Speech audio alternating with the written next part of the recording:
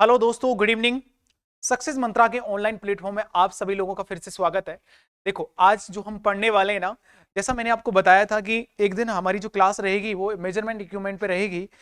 किस चीज को या किस भौतिक राशि का मापन किस यंत्र के द्वारा किया जाता है, और आज वो क्लास हमने पीडीएफ पे लगा दी है और हम लोग देखने वाले हैं। देखो, यहाँ पर हम कुछ क्वेश्चंस को आज देखेंगे, कुछ क्वेश्चन को हम नेक्स्ट क्लास में देखेंगे।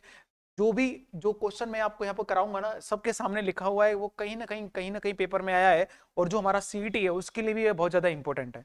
ठीक है, तो ये आपको ध्यान रखना है, किसी भी चीज को लेकर के ना आपको असमंजस वाली कोई बात नहीं है। आप लोग ज्यादा ज्यादा इसको शेयर करिएगा और ज्यादा ज्यादा लोगों तक कनेक्ट करने की कोशिश करिएगा। आपके जितने भी फ्रेंड्स ग्रुप हैं जिसमें जो पढ़ना चाहता है, तो इस क्लास को शेयर कर दीजिएगा। उसके बाद हम लोग देखो क्लास को स्टार्ट करते हैं। ठीक है, तो ज्यादा से ज्यादा संख्या में जुड़ जाओ आप लोग।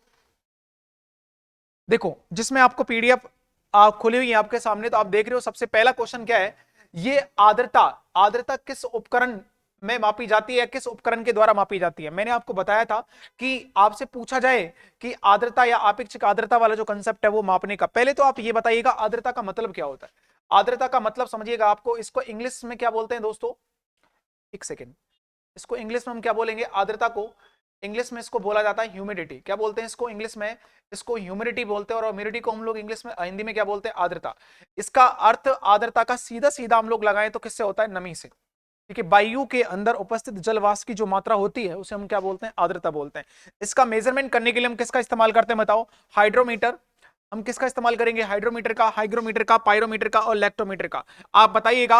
मैंने आपको बताया था दोस्तों, hydrometer depth for density, depth for density. अब आपको आ गया होगा, बड़ा ही कंफ्यूजिंग क्वेश्चन रहता है। डेंसिटी को हम क्या बोलते हैं? घनत्व। तो ये घनत्व का मापन करने के लिए, अपेक्षिक घनत्व का मापन करने के लिए किसका इस्तेमाल करते हैं? हाइड्रोमीटर का। हाइग्रोमीटर दोस्तों हमारे पास अपेक्षिक आर्द्रता या आर्द्रता के मापन के लिए काम में आती है। ठीक है, आर्द्रता मापने के लिए काम में आती है। और दोस्तों हमारे पास पायरोमीटर है। पायरोमीटर का जो इस्तेमाल करते हैं वो किस लिए करते हैं? उच्च तापमान मापन के लिए। किसके लिए करते हैं? उच्च तापमान मापन। उच्च तापमान मापन के लिए करते हैं। मैं आपको ये बता दूं, जो पायरोमीटर होता है ना दोस्तों, पायरोमीटर है ना 800 डिग्री सेंटीग्रेड से ऊपर काम करने लगता है, इससे पहले ये काम नहीं करता है। उसके बाद दोस्तों ये विकिरण मापी के नाम से इसको जाना जाता है। ठीक है, किस नाम से जाना जाता है? विकिरण मापी के नाम से इसको जाना जाता है। ये आपको ध्यान रखना है। ये स्टीफन बोल्ट्जमैन रूल। ठीक है, स्टीफन बोल्ट्जमैन स्टीफन बोल्ट्जमैन के सिद्धांत पर कार्य करता है। यह आपको ध्यान रखना है, ये स्टीफन बोल्ट्जमैन के सिद्धांत पर कार्य करता है। स्टीफन बोल्ट्जमैन का रूल क्या है दोस्तों, कि अगर जैसे करके ना, अगर यहां पर लाइट आएगी दोस्तों जिसका क्षेत्रफल कितना होगा ए, और इसका तापमान कितना होगा टी, तो जितने भी यहां से रेडिएशन निकलेंगे दोस्तों, जो ऊष्मा निकलेगी वो किसके समानुपाती होती है? क्यू बराबर सिग्मा इंटू ए इंटू टी फोर, तापमान के चतुर्थ घात के समानुपाती होगी। और दोस्तों ए क्या होगा? क्षेत्रफल। जितना ज्यादा क्षेत्रफल होगा उतना ही हीट यहां पर आएगी। और सिग्मा क्या होता है? स्टीफन बोल्ट्जमैन नियतांक। तो ये इस रूल पर आधारित होता है पायरोमीटर। ये बहुत इंपॉर्टेंट है, ये पूछा जाता है। लैक्टोमीटर दोस्तों, लैक्ट का मतलब होता है दूध की शुद्धता। ठीक है, लैक्ट का मतलब आप ध्यान रखना, दूध की शुद्धता मापने के लिए लैक्टोमीटर का इस्तेमाल करेंगे। जब आपको कहीं लैक्ट बर्ड मिल जाए ना दोस्तों, लैक्ट बर्ड मिल जाए, तो आप एक चीज पकड़ लेना, दूध। आपसे अगर पूछे अम्ल कौन सा होता है, तो लैक्टिकम। शुद्धता किससे नापी जाती है दोस्तों? लैक्टोमीटर से। और आपको दो हार्मोन ऐसे बता देता हूं कि अगर हम लोग स्तन ग्रंथियों, हमारे पास जो स्तन ग्रंथियों में हार्मोन दोस्तों जो दूध बनाने का काम करता है वो कौन सा होता है? वो होता है दोस्तों प्रोलैक्टिन हार्मोन। लेकिन दुग्ध के स्रवण के लिए कौन सा हार्मोन होता है दोस्तों? वो होता है ऑक्सीटोसिन। तो आपको दोनों चीजें याद रखनी है। दूध बनाने का काम कौन करेगा? प्रोलैक्टिन। और दूध को स्रावित कराने का काम कौन करेगा दोस्तों? ऑक्सीटोसिन, जिसको हम लोग वर्थ हार्मोन के नाम से भी जानते हैं। दोनों में से अगर इस तरीके का क्वेश्चन आता है कि ऑक्सीटोसिन और प्रोलैक्टिन में से वर्थ हार्मोन कौन सा है, तो फर्स्ट प्रायोरिटी किसको दी जाती है? ऑक्सीटोसिन को, जिसको ममत हार्मोन के नाम से भी जाना जाता है। अब देखो आगे इसमें हम लोग आंसर लगाएंगे दोस्तों, ऑप्शन नंबर क्वेश्चन बी लगेगा पहले में। आर्द्रता किसके द्वारा नापी जाती है? हाइग्रोमीटर के द्वारा। नेक्स्ट क्वेश्चन की बात करेंगे दोस्तों, क्वेश्चन नंबर हमारे पास 2 है। बताओ इसमें आप आंसर करिएगा, क्या होगा इसमें? हर्ट्ज मापने का। हर्ट्ज दोस्तों किसकी मापने की कोई यूनिट है? एसएससी सीपीओ 2015 के अंदर आया है। तरंग की आवृत्ति, तरंग दैर्घ्य, और दोस्तों तरंग की तीव्रता और तरंग की स्पष्टता। देखो दोस्तों, आवृत्ति के मापन करने के लिए हम लोग किसका इस्तेमाल करते हैं दोस्तों? हर्ट्ज का। ठीक है, जैसे ना हम लोग एक सेकंड में जितने कंपनों की जो संख्या होती है दोस्तों, वो क्या कहलाती है? आवृत्ति कहलाती है दोस्तों। एक कंपन करने में या एक एक चक्र पूरा करने में जितना समय लगता है उसको आवर्तकाल बोलते हैं। 1 सेकंड में जितने कंपन करेगा वही क्या हो जाएगा दोस्तों, आवृत्ति। मैंने आपको कहा था कि अगर कोई भी तरंग इस तरीके से गति कर रही है तो उसका यहां से लेकर के यहां तक एक लूप होगा, इसको समय जितने ज्यादा लूप होंगे उसकी उतनी ज्यादा आवृत्ति होगी, और यहां से यहां तक चलने में जो इसमें समय लग रहा है 1 सेकंड में जितने भी कंपन करेगा ऐसे, तो वो क्या कहलाएगी, आवृत्ति, जिसको हम किस में नापते हैं दोस्तों, क्योंकि आवृत्ति की खोज दोस्तों हेनरिक हर्ट्ज के द्वारा की गई थी। ठीक है, किसके द्वारा की गई थी, हेनरिक हर्ट्ज के द्वारा, जिसके हर्ट्ज के नाम पर इसका नाम क्या कर दिया गया था, हर्ट्ज कर दिया गया था। क्योंकि हमारे, आपको ध्यान रखना, हमारे भारत में 50 हर्ट्ज की, आप लोग देखते हो 50 हर्ट्ज की दोस्तों इलेक्ट्रिसिटी बनती है, जबकि फोरन में जो इलेक्ट्रिसिटी का फ्रीक्वेंसी रखा जाता है वो कितना रखा जाता है, 60। ठीक है, तो आप क्या आंसर लगाओगे दोस्तों, ऑप्शन नंबर फर्स्ट ए लगेगा इसमें। तरंग दैर्ध्य के लिए मैंने आपको बताया था हम लोग एंगस्ट्रॉम का इस्तेमाल करते हैं दोस्तों। ठीक है, नेक्स्ट क्वेश्चन है, आप लोग देख रहे हो क्वेश्चन नंबर थर्ड, जो आप लोग देख रहे हो कि क्वेश्चन नंबर थर्ड की बात करेंगे दोस्तों, तो थर्ड में हम लोग बात करें, थर्ड में क्या दिया हुआ है, देखो थर्ड में पारसेक किसका मात्रक है। आप लोग जल्दी से आंसर करिएगा, आपको मैं सारा कुछ पढ़ा चुका हूं, ये मैंने पूरा डेटा पढ़ा दिया आपको। पारसेक दोस्तों दूरी, समय, प्रकाश की चमक, और हमारे पास क्या हो जाएगा, चुंबकीय बल। देखो पारसेक दोस्तों, आपसे कहा जाए ना कि पारसेक क्या है, तो ये दोस्तों किसका मात्रक है, दूरी का। किसका मात्रक है, ये दूरी का मात्रक है, आपको ध्यान रखना है पहली चीज। अब आप लोग देखो, सूर्य से आप लोग, ये सन है दोस्तों, और ये क्या है, पृथ्वी। सूर्य के केंद्र से पृथ्वी के केंद्र की बीच की दूरी क्या कहलाती है दोस्तों, ये खगोलीय दूरी होती है। इसको किस नाम से जानते हैं दोस्तों, खगोलीय दूरी के नाम से जानते हैं, ये आपको ध्यान रखना है। इसको एस्ट्रोनॉमिकल यूनिट बोलते हैं दोस्तों, एस्ट्रोनॉमिकल, एस्ट्रोनॉमिकल यूनिट के नाम से इसको जानते हैं। अब आपसे अगर ऐसा पूछा जाए, एस्ट्रोनॉमिकल यूनिट का मतलब होता है एक 1 AU, क्या होगा, 1 AU दोस्तों। 1 AU की बात आपसे करेगा तो ये एक खगोलीय दूरी है। पारसेक को किस नाम से जानते हैं, एक खगोलीय दूरी के नाम से। दूरी का सबसे बड़ा मात्रक अगर आपसे पूछे ना दोस्तों तो क्या आएगा, पारसेक।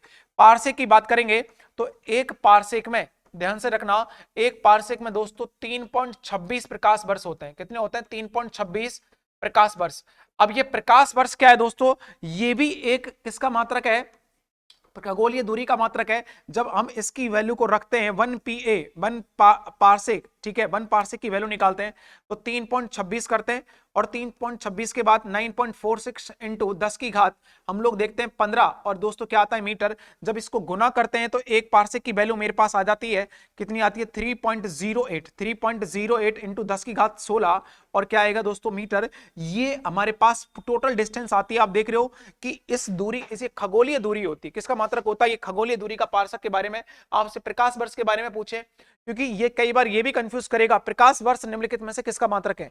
अब जो लोग है ना, कई बार वर्ष देख के ना, जिन्होंने पढ़ाई नहीं है और वो वर्ष देख के समय का मात्रक लगा देते हैं, जो कि कतई गलत आंसर होता है दोस्तों। हमको दूरी का मात्रक लगाना है, तो यहां पर क्या लगाओगे दोस्तों, दूरी। ऑप्शन नंबर ए होगा इसमें। ठीक है, अब आपको जिसमें कोई दिक्कत हो ना, आप कमेंट सेक्शन में करके बता सकते हो, आपकी जरा सुनवाई कर दी जाएगी। आप जो भी आपको डाउट है आप पूछ सकते हो। आगे देखो, हम बात करेंगे दोस्तों, क्वेश्चन नंबर हमारे पास है 4 की बात करेंगे। शक्ति का मात्रक क्या होता है, यूपीएससी 1996 में। अब बताओ, अब ये तो देखो पता होना चाहिए कि कार्य करने की दर, शक्ति बराबर क्या होता है दोस्तों, W/T, मतलब कार्य बटे समय। कार्य करने की दर क्या कहलाती है दोस्तों, शक्ति, और कार्य करने की क्षमता क्या कहलाती है, ऊर्जा। क्या कहलाती है, ऊर्जा। ध्यान रखना, कार्य करने की, देखो कार्य का मात्रक क्या होता है दोस्तों, जूल, और जूल पर सेकेंड।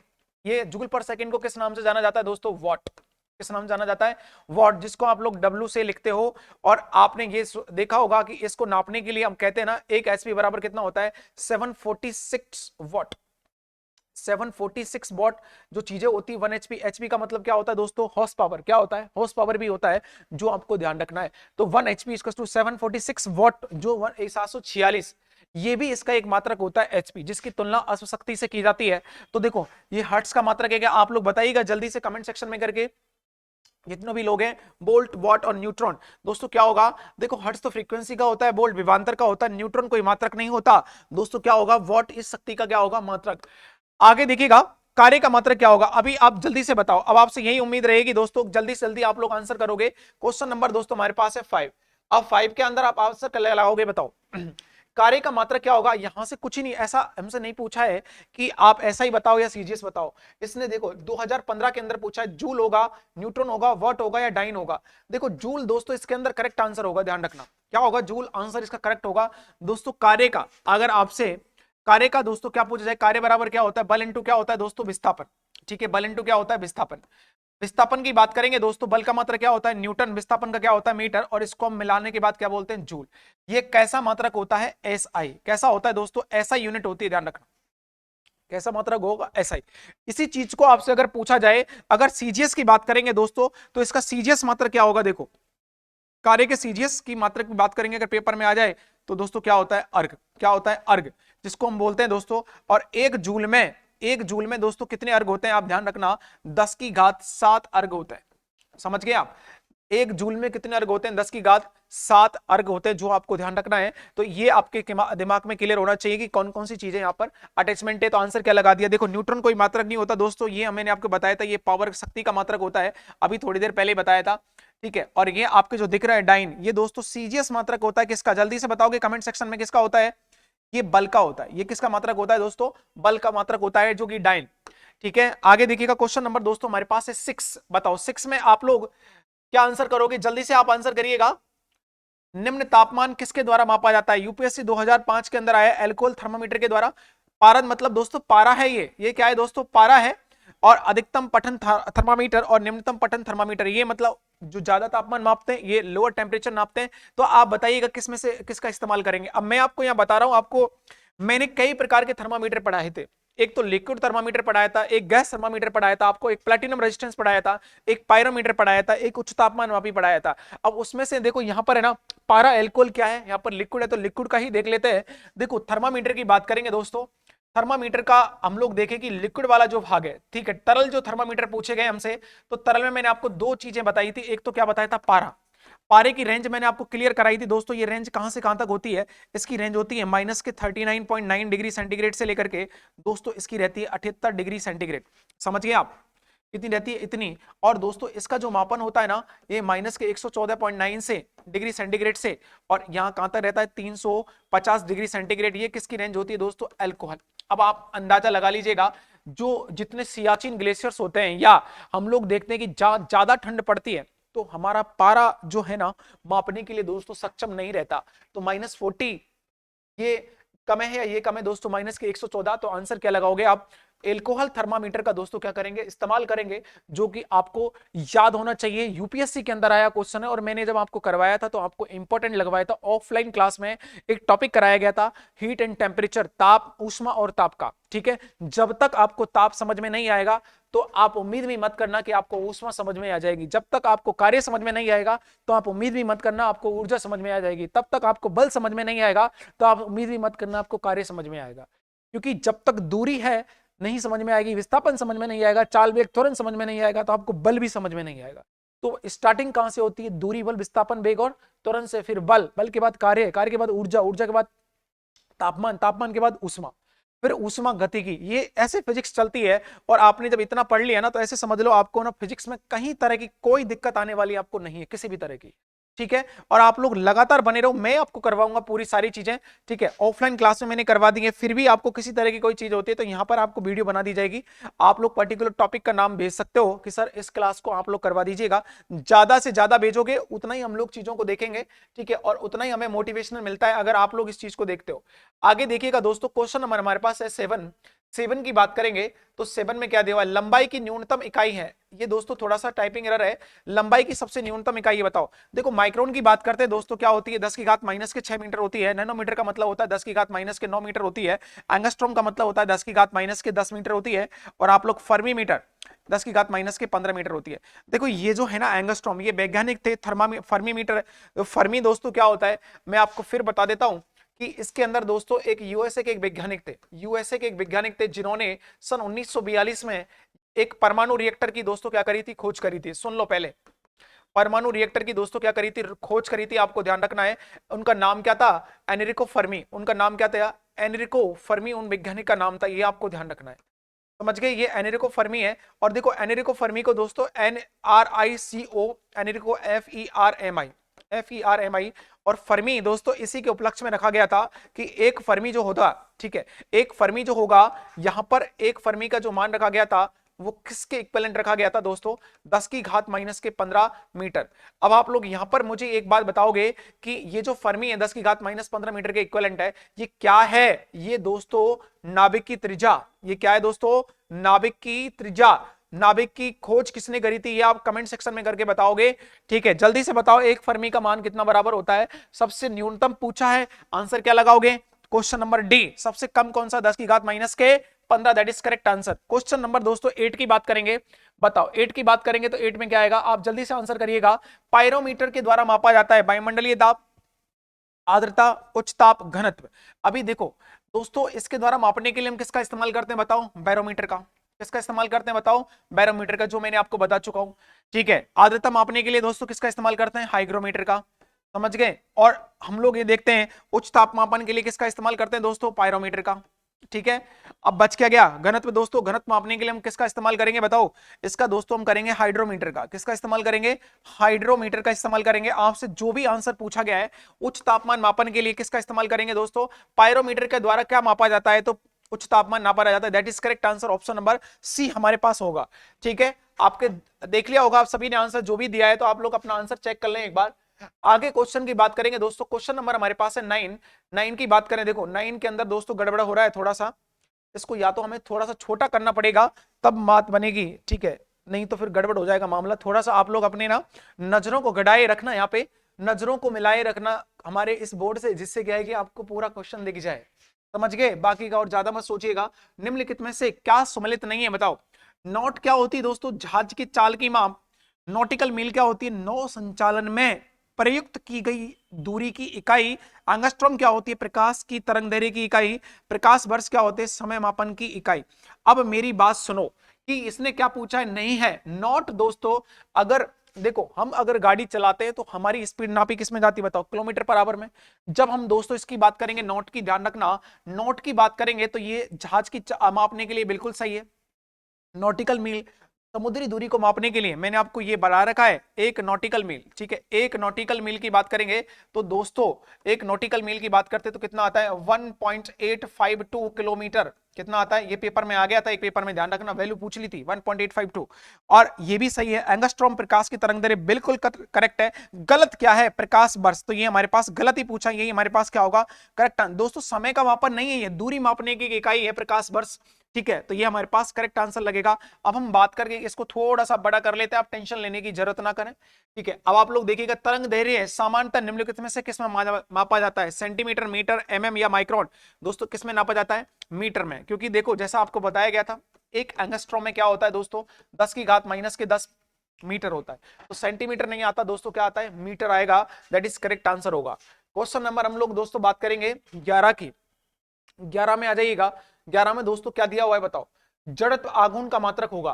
पहले तो आपके दिमाग में एक चीज होनी चाहिए, आरबी एनटीपीसी 2016 ये इसके अंदर आया है। जड़त्व आघूर्ण को बोलते हैं दोस्तों मोमेंट ऑफ इनर्शिया। क्या बोलते हैं, मोमेंट ऑफ इनर्शिया। अगर एक मोमेंट का वापस से एक बार और मोमेंट ले लिया जाए तो वो क्या बन जाता है, मोमेंट ऑफ इनर्शिया। इसको डिनोट करते हैं दोस्तों आई से। आई का फॉर्मूला होता है m इंटू आर स्क्वायर। क्या होता है दोस्तों, m इंटू आर स्क्वायर। अब आप बताओ, अगर m का मात्रक क्या होगा, ऐसा ही मात्रक केजी, और इसका क्या होगा, मीटर। अगर आपसे ऐसा ही मात्रक पूछे तो आप आंसर क्या लगाओगे, ये आपसे जो पूछे ना उसका आंसर लगाना। सीजीएस में अगर द्रव्यमान को नापेंगे दोस्तों, ग्राम में नापते हैं, दूरी को किस में नापते हैं, सेंटीमीटर में, तो आंसर क्या हो जाएगा दोस्तों, सीजीएस। समझ गए। आपसे अगर पाउंडल में पूछे, ये दोस्तों ये तो ऐसा ही हो गया, एफपीएस में पूछे तो इसका मात्रक क्या होगा, पाउंड, द्रव्यमान का मात्रक पाउंड। और इसकी बात करेंगे दोस्तों, क्या हो जाएगा, फुट का होल स्क्वायर। ये किस में मात्रक है हमारा, एफपीएस।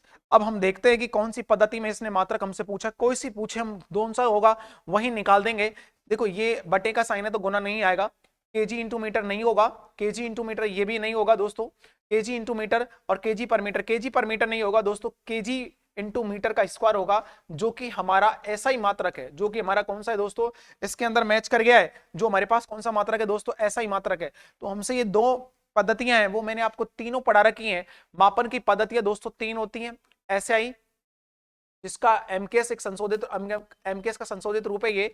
एक हमारे पास कौन सी होती है, सीजीएस होती है, और एक कौन सी होती है दोस्तों, एफपीएस होती है। ठीक है, मैं आपको तीनों चारों पढ़ा चुका हूं कि पहले एमकेएस, सीजीएस, एफपीएस। 1960 के अंदर दोस्तों एसआई के बारे में पूछा जाता है कि इस पद्धति को कब बनाया गया, तो आप आंसर क्या दोगे, 1960। जो एसआई पद्धति है बनाई गई थी, जो एमकेएस पद्धति का क्या है, एक मॉडिफाई रूप है। ठीक है भाई, नेक्स्ट क्वेश्चन की बात करेंगे दोस्तों। नेक्स्ट क्वेश्चन कौन सा है हमारे पास, नेक्स्ट क्वेश्चन है क्वेश्चन नंबर 12। क्वेश्चन नंबर 12 की बात करेंगे तो क्वेश्चन नंबर 12 क्या कह रहा है, देखो क्वेश्चन नंबर 12 है, निम्नलिखित में से कौन सा आपेक्षिक घनत्व का सही मात्रक है। अब आप बताओ, पहले तो ना आपके दिमाग में एक चीज होना चाहिए। देखो, एक अगर मैं पेपर में आपको ऐसा लिखा मिल जाए, अब आपसे मैं कहूं 1000 केजी पर मीटर क्यूब, ठीक है, अगर कहीं ऐसा लिख रहा है, ये दोस्तों क्या है, ये कहीं ऐसा लिखा मिले ना, तो इसका मतलब इधर देखो, ये इसमें थोड़ा सा दिक्कत है, 1000 केजी पर मीटर क्यूब लिख रहा है। अब आप लोग सुनो, इसमें आप लोग ध्यान रखना, इसका ये दोस्तों क्या है, घनत्व। लेकिन आपसे इसमें टर्म जो इस्तेमाल की गई है ना, वो क्या की गई है, आपेक्षिक घनत्व, जिसको हम क्या बोलते हैं, स्पेसिफिक डेंसिटी। क्या बोलते हैं, स्पेसिफिक डेंसिटी बोलते हैं। तो जब आप दोस्तों आपेक्षिक घनत्व की बात करते हैं, तो देखो मैं आपको एक फॉर्मूला बता देता हूं। आपेक्षिक घनत्व का फॉर्मूला क्या होता है कि आपेक्षिक शब्द ऐसा होता है जो किसी चीज को ना तुलना करवाता है। तो आपेक्षिक घनत्व का फॉर्मूला बात करेंगे दोस्तों, ये ना तरल का घनत्व आएगा। ये फॉर्मूला क्या होता है, तरल का घनत्व बटे पानी का घनत्व, बटे दोस्तों क्या होगा, पानी का घनत्व।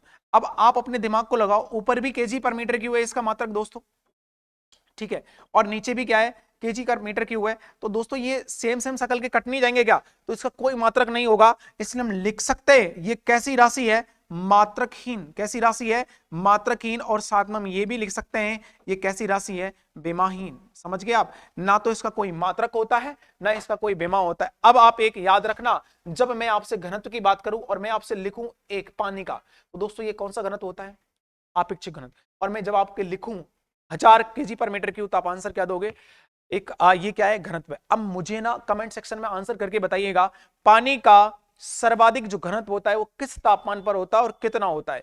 आप कमेंट सेक्शन में आंसर करके बताइएगा। अब इसमें हम देख लेते हैं, ग्राम पर सेंटीमीटर क्यूब हमारे पास आपेक्षिक घनत्व का सही मात्रक पूछा है। ये दोस्तों होता तो घनत्व का सीजीएस है, लेकिन यहां पर हम आपेक्षिक घनत्व की बात करें तो गलत हो जाएगा, ये हो जाएगा। इनमें से कोई नहीं होगा दोस्तों, that is option number D आएगा। जो लोग ए लगाना चाहते हैं या लगा रहे हैं वो गलत आंसर है, अपना आंसर चेक कर ले, मैंने आपको कारण बता दिया है। ठीक है भाई, क्वेश्चन नंबर दोस्तों हम बात करते हैं 13 की। 13 हमारे पास क्वेश्चन क्या कह रहा है दोस्तों, ऊष्मा का मात्रक कैलोरी। देखो ऊष्मा का मात्रक, देखो ऊष्मा दोस्तों क्या होती है, टेम्परेचर में अंतर के कारण, टेम्परेचर में तापमान में अंतर के कारण, तापमान में अंतर के कारण जो ऊर्जा फ्लो होती है, अंतर के कारण, अंतर के कारण ऊर्जा जो क्या होती है, ऊर्जा प्रवाहित होती है।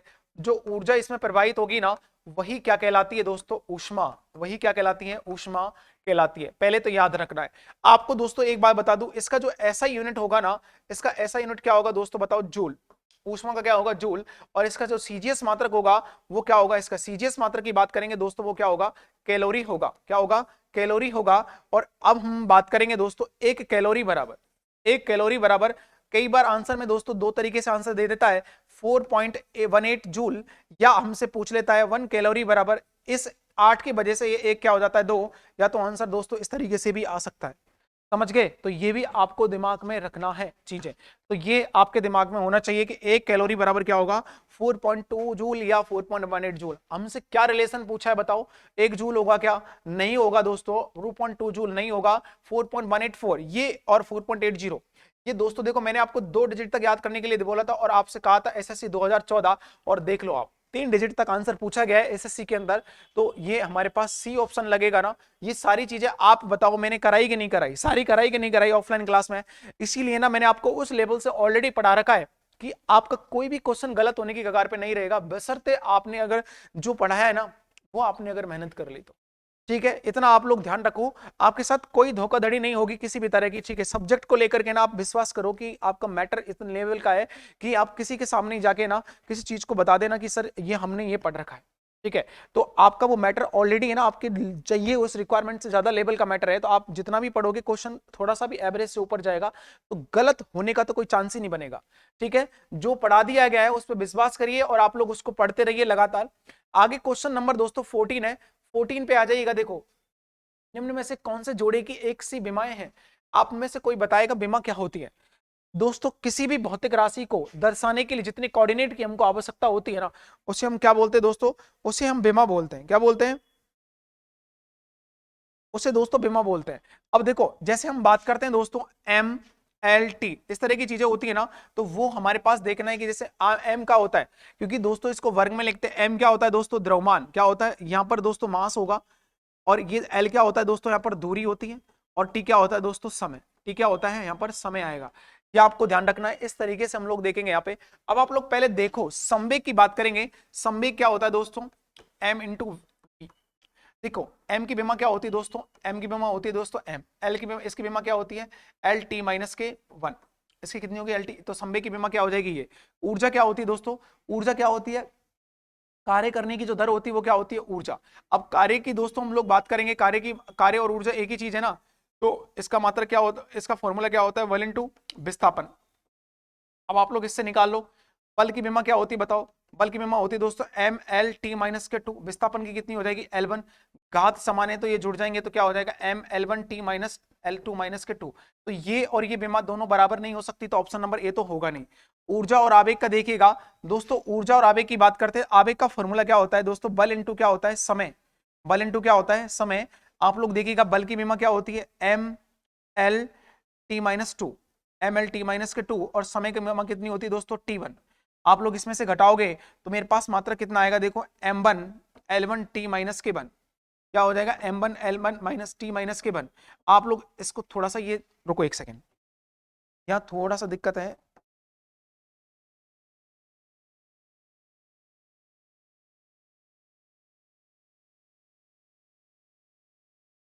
एक सेकेंड इसको मैं रफ कर देता हूं यहाँ पे थोड़ा सा, ये कई बार हैंग हो जाता है। देखो यहाँ पर जो मात्रक होगा वो क्या होगा M L one T minus के वन, देखो ऐसा इसलिए आया है दोस्तों, यहाँ पर ना टी वन है, यहाँ पर माइनस टू है, माइनस टू में से बन जाएगा तो ये। आप लोग देखिए ये आवेग है ना, अब आप देखो यहाँ पर ऊर्जा है, ऊर्जा की विमा कितनी है M L T minus two और टी माइनस टू, और इसकी विमा कितनी है वन बने सब में, इसमें एक 122 है, उसमें हमारे पास 111, तो ये भी नहीं होगा। बल की और इसकी बात करेंगे, बल और इसमें कितना आएगा बताओ, एक हमारे पास जो बीमा बनेगी ना दोस्तों कि बल, बल की बीमा क्या होती है दोस्तों, ये लिख रहे हैं M L T minus two, ठीक है, इसकी कितनी होगी एम एल टी माइनस के टू। शक्ति की बीमा क्या होगी दोस्तों, शक्ति बराबर क्या होता है बताओ, शक्ति बराबर होता है दोस्तों कार्य बटे समय, कार्य की बीमा क्या है, कार्य की बीमा निकली हुई है M L T minus two, और शक्ति के नीचे टी का भाग और दे देंगे, ये टी ऊपर जाएगा तो आंसर क्या बनेगा M L two T minus के थ्री। ये बल से मैच करती है क्या, ये बल से मैच नहीं करती, तो ये भी नहीं होगा, तो ऑप्शन कौन सा लगेगा, ये हम चेक भी कर लेते हैं इसको। संवेग की बीमा कितनी है M one L T minus one, और दोस्तों आवेग की बीमा कितनी है M L one T minus one, तो हमारे पास आंसर क्या आएगा, ये आवेग और संवेग वाला आंसर आएगा, ये आपको ध्यान रखना, समझ गए, ये आवेग और संवेग वाला आंसर हमारे पास करेक्ट रहेगा, इसको आपको याद रखना है। देखो ये टॉपिक जरा थोड़ा सा अजीब सा है, लेकिन जब क्वेश्चन फंस जाता है तो हमें करना भी पड़ता है। एनटीपीसी आरआरबी 2014 के अंदर ये सवाल आया हुआ है, ठीक है।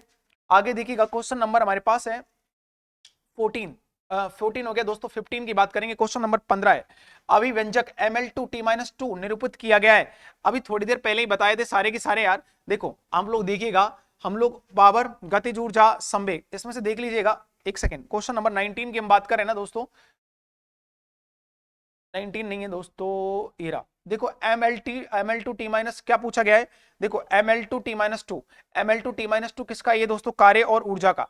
आप लोग यही आंसर देख के देख लीजिएगा, देखो आपको कोई दिक्कत नहीं आएगी, बताओ पावर, गतिज ऊर्जा, संवेग और दाब, आप मैंने सबकी निकलवाई है ना, तो आप लोग देख सकते हो गतिज ऊर्जा कोई सी ऊर्जा वो बात बराबर रहती है, संवेग की निकलवाई थी, संवेग की एमएल, देखो इसकी बीमा कितनी आ रही थी, इसकी बीमा आती है दोस्तों, हम देखते हैं कि इसकी बीमा आती है एम, और हमारे पास क्या आ जाएगा एम एल, ये एम हमारे पास हो जाएगा M L two T minus के थ्री हो जाता है। इसकी ऊर्जा क्या होती है M L two T minus के टू, ठीक है। इसकी संवेग की बीमा हमारे पास कितनी आती है M one L one T minus के वन। दाब की ऊर्जा क्या हो जाएगी, बल बटे क्या होता है क्षेत्रफल, बल की बीमा क्या होती है M L two M L T minus one, तो दोस्तों यहाँ पर कितना आ जाएगा एम वन एल माइनस के वन, और ये दोस्तों टी माइनस के टू। तो यहाँ से क्वेश्चन कौन सा पूछा है, ये पूछा है M L two T minus two, तो आंसर क्या लगेगा बताओ, option number B, that is गतिज ऊर्जा। ऊर्जा कोई सी हो, स्थितिक हो, गतिज हो, हमारे पास तो सबका बीमा तो सेम ही होता है, मात्रक भी उनका सेम ही होता है, जूल ही होता है। आगे क्वेश्चन नंबर देखो 16 देखिएगा, अब आप आ जाओ मैदान में, देखो ये क्वेश्चन दोस्तों अब दिया गया है पृष्ठ तनाव का। अब मैं आपको चाहूंगा कि आप इसका आंसर करें पृष्ठ तनाव का ऐसा ही मात्रक, अब इस पर मेंशन कर दिया एनडीए 2011 के अंदर, पृष्ठ तनाव का क्या आंसर होगा न्यूटन इंटू मीटर, न्यूटन पर मीटर, न्यूटन पर मीटर स्क्वायर या न्यूटन इंटू मीटर का स्क्वायर। मैंने आपको बताया था दोस्तों पृष्ठ तनाव बराबर क्या होता है बताओ, सरफेस टेंशन जो पृष्ठ पर तनाव पैदा करता हो, पृष्ठ तनाव बराबर होता है दोस्तों बल बटे परिमाप, बल बटे क्या होता है परिमाप। बहुत सारे ना नेताजी लगा रहे होंगे आंसर, ये लगा रहे होंगे देखो ये वाला, क्योंकि ये आंसर बच्चों का गलत इसलिए होता है कि उनका या तो पता नहीं होता ढंग से, न्यूटन पर मीटर, परिमाप का मतलब दोस्तों दूरी होता है, क्या होता है दूरी, ध्यान रखना। तो इसका मात्रक क्या आएगा न्यूटन पर मीटर, ये ऐसा ही मात्रक आएगा। अब इसका सीजीएस मात्रक पूछ लेता तो क्या देते, क्योंकि दोस्तों इसका सीजीएस मात्रक बल का क्या होता है डाइन, और इस दूरी का क्या होता है सेंटीमीटर, तो आंसर क्या लगाते हैं हम डाइन पर सेंटीमीटर। लेकिन हमसे पूछा कौन सा गया है एसआई। एसआई की बात करेंगे तो दोस्तों न्यूटन इंटू मीटर तो होगा नहीं, आपके सामने आंसर लिख दिया है न्यूटन पर metre, that is correct answer होगा, उसको आप लोग ध्यान रखें। नेक्स्ट क्वेश्चन की बात करेंगे दोस्तों, क्वेश्चन नंबर 17 है हमारे पास, 17 है। 17 में देखो बताओ, आ गया अपना 17, और ये अभी थोड़ी देर पहले हम लड़ झगड़ के आपको सिखा रहे थे कि भाई पढ़ लो अपेक्षित घनत्व, घनत्व में अंतर, पानी का घनत्व कितना होता है, अब लगा दो छक्का, बताओ कितना आंसर होगा। बाउंड्री के बाहर भेजना है गेंद को, 10 की घात 3 केजी पर मीटर क्यूब, 106 केजी पर मीटर क्यूब और 10 केजी पर मीटर क्यूब और 10 की माइनस 3 केजी पर मीटर क्यूब, बताओ कौन सा आंसर होगा। दोस्तों 6 तो होता ही नहीं, 10 होता ही नहीं, माइनस हम लोग घनत्व में लेते नहीं, तो फिर क्या लेते हैं पॉजिटिव लेते हैं। 10 की घात 3 का मतलब क्या होता है दोस्तों 1000, क्या होता है 1000 पर केजी पर मीटर क्यूब। आप कमेंट सेक्शन में करके बताओगे, अगर ये 1 लिखा होता घनत्व, क्या लिखा होता दोस्तों रो एस बराबर 1 लिखा होता, तो आप कौन सा घनत्व लगाते बताओ, और इसको किसके द्वारा नापते, जल्दी से कमेंट सेक्शन में करके बताइएगा, आपका आंसर आना चाहिए जल्दी से जल्दी, जितने भी लोग कनेक्टेड हो वो सारे के सारे बताएं भाई, ठीक है। आज हमने क्वेश्चन नंबर 17 हो गया, आगे बात करेंगे दोस्तों, क्वेश्चन नंबर हमारे पास है 18, ठीक है। 18 की बताइएगा आंसर क्या आएगा, निम्नलिखित में से कौन सी राशि बीमाहीन है, आरआरबी सीनियर क्लर्क 2009 और एनडीए 2014, मतलब ये पूछ रहा है कि ऐसी कौन सी राशि ना तो उसकी बीमा है ना उसका कोई मात्रक है, बताओ। विकृति, विकृति बराबर क्या होता है, मैंने आपको बताया था विकृति बराबर होता है स्ट्रेन, लंबाई में परिवर्तन बटे प्रारंभिक लंबाई, मीटर ऊपर लंबाई है नीचे भी मीटर है, दोनों कट जाएगा, ना तो इसका कोई बीमा होगा ना कोई इसका मात्रक होगा। आपेक्षिक घनत्व मैंने आपको बताया था दोस्तों, ऊपर तरल का घनत्व होता है फ्लूइड का, नीचे किसका घनत्व होता है दोस्तों वाटर का, ऊपर भी दोस्तों केजी पर मीटर क्यूब होता है, नीचे भी हम लोग देखते हैं कि केजी पर मीटर क्यूब होता है, दोनों का मीटर क्यूब कर देंगे, इसको क्या बना देंगे खत्म कर देंगे। कौन दोस्तों, कौन का दोस्तों हमारे पास कोई मात्रक नहीं होता, ध्यान रखना, जैसे हम लोग बात करते हैं तो उस हिसाब से, तो यहाँ पर दोस्तों सभी ऐसे लोग हैं जिनका मात्रक हमारे पास नहीं होगा, बीमाहीन जो सॉरी इसकी कोई बीमा नहीं होगी, मात्रक तो इसका डिग्री होता है लेकिन इसका कोई बीमा नहीं होगी, ध्यान रखना। क्वेश्चन नंबर हमारे पास 18 में आंसर कौन सा लगेगा दोस्तों, ऑप्शन नंबर डी। आगे देखिएगा हमारे पास क्वेश्चन नंबर 19 है, और 19 में आंसर क्या कह रहा है, श्यानता की इकाई क्या है, आप बताओ श्यानता की इकाई क्या है, आप लोग जल्दी से बताइएगा। श्यानता दोस्तों क्या होती है, किसी तरल के किसी तरल का कैसा होना, गाढ़ापन होना, किसी तरल का गाढ़ा होना या पतला होना, ठीक है। वो गाढ़ापन या इसका पतलापन जो निर्धारित करती है वो किसका शाब्दिक अर्थ क्या होता है दोस्तों, वो इसका शाब्दिक अर्थ होता है कि गाढ़ापन और पतलापन तरल का होना क्या कहलाती है श्यानता, एक ऐसा गुण होता है, और ये तरल की परतों के किसकी वजह से जनरेट होती है, आप लोग ध्यान रखना इसका, ठीक है, किसकी वजह से जनरेट होती है ये, हमारे इसमें कुछ मैकेनिकल या टेक्निकल जो भी एरर है वो आ गई है, इसका आंसर बताइएगा आप लोग, बताओ क्या आएगा इसका आंसर, पॉइस पाइस्कल या पाउमिली। एक सेकंड दोस्तों, थोड़ी सी दिक्कत हो गई है हमारे इसमें, दोबारा से एक बार चालू कर लेते हैं, आप लोग लगातार बने रहो, वहीं रुको, ये डेली का सा सिस्टम हो गया है लेकिन इसमें कुछ ना कुछ सुधार करेंगे, आप लोग थोड़ा सा इंतजार करो जब तक आप आंसर दीजिएगा, अभी बस पल भर में ही चालू कर लेते हैं। क्वेश्चन नंबर हमारे पास कौन सा 19, वही खोलेगा शायद, ये समझदार आदमी है। देखो देखो यहां पर हमारे पास श्यानता की इकाई क्या आएगी दोस्तों, पॉइस आएगी दोस्तों, ये पाइन नहीं है, क्या है पॉइस, पास्कल दोस्तों दाब का मात्रक होता है, ये आपको ध्यान रखना है, पाइमली ये भी नहीं होगा, ये भी नहीं होगा दोस्तों, क्या होगा पॉइस होगा, ठीक है। ये हमारे पास क्वेश्चन नंबर 19 का आंसर है। हम बात करेंगे दोस्तों क्वेश्चन नंबर 20 की, बताओ क्वेश्चन नंबर 20 की जल्दी से आंसर आना चाहिए, निम्नलिखित में से कौन सी राशि व्युत्पन्न राशि है, आप आरआरबी 2008 बताइएगा। फंडामेंटल क्वांटिटी कितनी होती है, मूल भौतिक राशियां कितनी होती है दोस्तों, बताओ कितनी होती है मूल भौतिक राशियां, 7, कितनी होती है 7, और इनके अलावा 7 राशियों के अलावा दोस्तों व्युत्पन्न राशि की बात करेंगे, वे राशियां जो मूल भौतिक राशियों से मिलकर बनी होती है उनको हम क्या बोलते हैं व्युत्पन्न राशियां, ठीक है। या आप लोग देख रहे हो व्युत्पन्न राशि पूछिए मीटर, दोस्तों देखो लंबाई, हम लोग इनकी लंबाई जल्दी से बताओ आप लोग कौन कौन सी है, लंबाई, द्रव्यमान, समय, ताप, ठीक है, विद्युत धारा, ताप विद्युत धारा, और हमारे पास ज्योति तीव्रता, और दोस्तों ज्योति तीव्रता के अलावा हमारे पास एक और बचेगा पदार्थ की मात्रा, क्या बचेगा दोस्तों पदार्थ की मात्रा। अब आप अपने दिमाग में ना एक एक अच्छी तरीके से बिठा लो, 1 2 3 4 5, 6 और 7, हमने भी आपको 7 बताई थी। इसके अलावा जो भी आपको राशि मिले वो कैसी है, डेराइव्ड क्वांटिटी हमारे पास हो जाएगी दोस्तों, मीटर, सेकंड, किलोग्राम। ठीक है दोस्तों, ये सारे की सारे, क्योंकि लंबाई को किसमें नापते हैं, मीटर, द्रव्यमान को किसमें नापते हैं, किलोग्राम, समय को किसमें नापते हैं दोस्तों, सेकंड, ताप को केल्विन, विद्युत धारा को एम्पियर, ज्योति तीव्रता को कैंडेला, पदार्थ की मात्रा को किसमें नापते हैं दोस्तों, मोल। ठीक है, तो इसमें दोस्तों सारे ये फंडामेंटल क्वांटिटी हैं, सारे के सारे मूल भौतिक राशि है। मात्रक भी कैसे हैं, मूल भौतिक मात्रक हैं। तो इसमें से कोई भी आंसर नहीं है, ये आपका लगेगा, ये आपको अच्छी तरीके से याद रखना है। क्वेश्चन नंबर 20 में आंसर हमने क्या लगाया दोस्तों, डी आंसर लगाया है। आज हमने मापक यंत्रों के कितने सवाल कर लिए, मैंने आपको आज ऑफलाइन क्लास में मेंशन भी करवाया था कि ये चीज हम पढ़ने वाले हैं। ठीक है, तो दोस्तों 20 क्वेश्चन हमने कर लिए, तो आगे के क्वेश्चन की सीरीज जारी रहेगी। आप लोगों के साथ मुलाकात होगी अपनी नेक्स्ट वीडियो में। आप लोग लगातार बने रहिएगा और इसको ज्यादा ज्यादा शेयर करिएगा। आप लोग इसको देखा भी करो, शेयर भी किया करो। जो बच्चा पढ़ने के लिए सिंसियर है ना, उसके लिए तो ये वीडियो ना बहुत कुछ करेगी, लेकिन जो बेल्ले ही घूमता है, ठीक है, जिनको कोई मतलब ही नहीं होता, तो उनका कोई कुछ नहीं कर सकता। ठीक है, मिलेंगे आप लोगों से नेक्स्ट वीडियो में। आप लोग एक चीज और सुनो, अगर कोई भी क्वेश्चन ऐसा आपका दिक्कत कर रहा हो, किसी में आपको डाउट हो, आप कमेंट सेक्शन में कर दे, सर ये इसमें ये दिक्कत है, तो उसके लिए अपन लोग तैयार हैं। आपके कमेंट का जरूर जवाब मिलेगा आपको, अच्छे तरीके से आपको जो भी है समझाया जाएगा, जो भी किस तरह की कोई दिक्कत हुई है तो। ठीक है भाई, आगे मिलेंगे नेक्स्ट वीडियो में, तब तक के लिए बने रहिएगा, ज्यादा ज्यादा सब्सक्राइब करिएगा। गुड नाइट, धन्यवाद।